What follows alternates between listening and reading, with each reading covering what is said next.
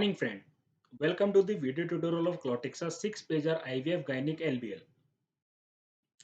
जैसा कि हम अवेयर हैं that during the pregnancy VT की रिस्क बढ़ जाती है एंड आज उसी कंसर्न्स को हाईलाइट करते हुए हमने इस LBL का इनिशिएशन भी किया है।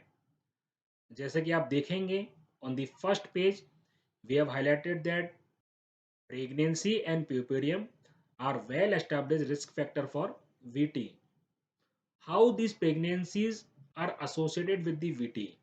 So it has been reported that pregnancy is oftenly associated with a gradual development of hypercoagulable state with a physiologic increase in clotting factors such as factor 2, factor 7, factor 8, factor 9, factor 10 and so on. And what is this hypercoagulable state?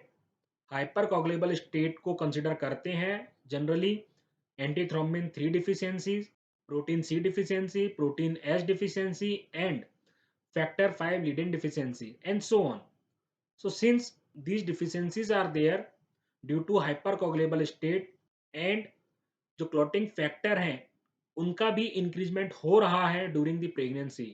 Because of these reasons only these pregnancy and puerperium are well established risk factor for VT. Since clotting factor का level increase हो रहा है, it has also been reported that during the pregnancy VT की risk 5 fold तक बढ़ जाती है compare to the non pregnant women.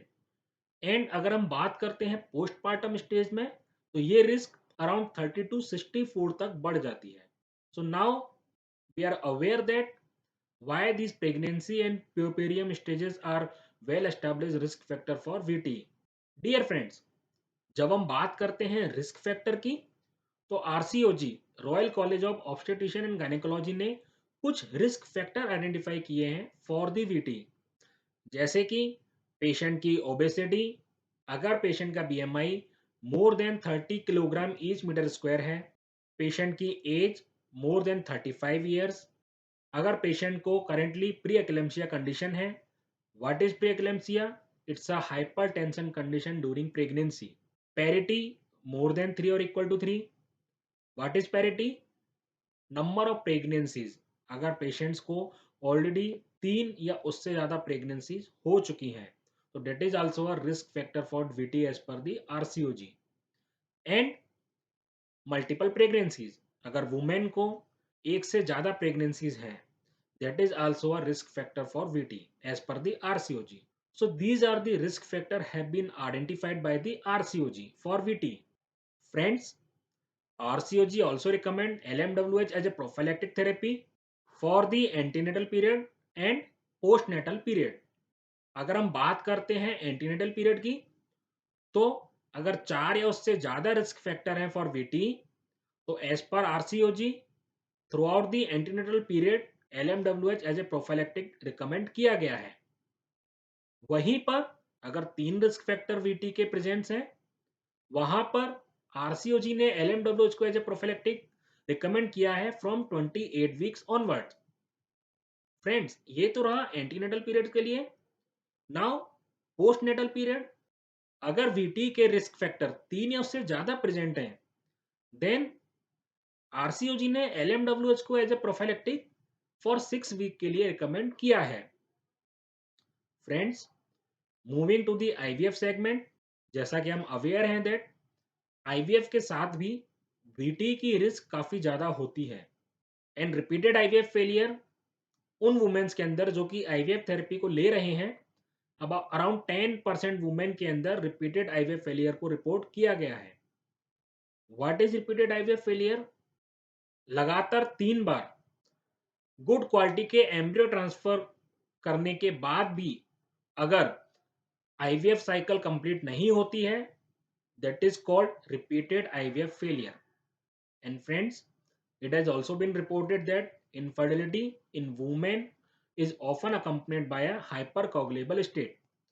Since we are already aware now what is hypercoagulable state and hypercoagulable state की वजह से VT की risk बढ़ जाती है, because of that implantation failure होने के चांसेस बढ़ जाते हैं and these implantation failure can result in infertility in the women.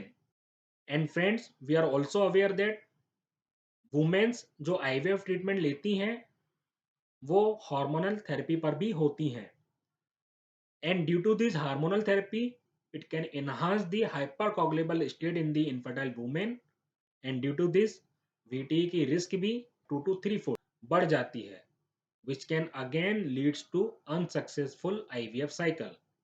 Friends, as per the Royal College of Obstetrician and Gynecology, VTE को एक ट्रांजिट रिस्क फैक्टर कंसिडर किया गया है. What is transit risk factor? Transit risk factor उन्हें कहते हैं जो कि उस कंडीशन को प्रोवोक करके रिजॉल्व हो जाते हैं, एंड आरसीओजी ने आईवीएफ को एक ट्रांजिएंट रिस्क फैक्टर कंसिडर किया है वीटी के लिए. एंड आरसीओजी यह भी रिकमेंड करता है दैट वुमेन अगर आईवीएफ प्रेगनेंसी के साथ हैं प्लस अगर 3 रिस्क फैक्टर और हैं वो वुमेन एज अ थ्रोम्बोप्रोफिलैक्सिस एलएमडब्ल्यूएच के लिए कंसिडर किया जाना चाहिए. And starting from first trimester, dear friends, there is a meta analysis जिसके अंदर 2 रैंडमाइज्ड क्लिनिकल ट्रायल्स को कंसिडर किया गया था, and they have reported that women जिनके अंदर 3 या उससे ज्यादा रिपीटेड इम्प्लांटेशन फेलियर हैं, this addition of LMWH therapy to the IVF and ICSI treatment can reduce the risk of miscarriage by 78% and significantly improve the live birth rate by 79%. Friends, it has also been reported that LMWH की therapy को अगर administer करते हैं in the women undergoing in vitro fertilization embryo transfer treatment, it can increase the successful pregnancies and prevent thrombosis in women with OHSS, ovarian hyperstimulation syndrome, or with other thrombotic risk factors. Friends, moving to the last page of this LBL, we have highlighted the key benefits of Clotixa pen with multi-dose cartridges and the doses of this Clotixa. Since we are already aware that we are providing very ultra fine 4 mm 32 gauge needle with Clotixa pen, which gives a painless experience to the patients. If we talk about the key benefits of this Clotixa pen with multi-dose cartridges, so it has been highlighted that up to 62% less thumb force required to dispense the medication, give greater comfort to the patients, give better patient adherence to the therapy, and 23% lesser penetration force required. So these are key benefits of Clotixa pen with multi-dose cartridges. So friends, since we are already aware that what is the dose of Clotixa, as a prophylactic, the dose of Clotixa is 40 mg once daily subcutaneously, and as a treatment 1.5 mg each kg body weight once daily subcutaneously, or 1 mg each kg body weight 12 hoursly subcutaneously. And friends, RCOG has also recommended the dose of enoxaparin for the patient between 50 to 90 kg, 40 mg enoxaparin subcutaneously once daily. So friends, hope this video tutorial will help you to understand this Clotixa 6-pager gynec and IVF LBL in better way. Thank you friends.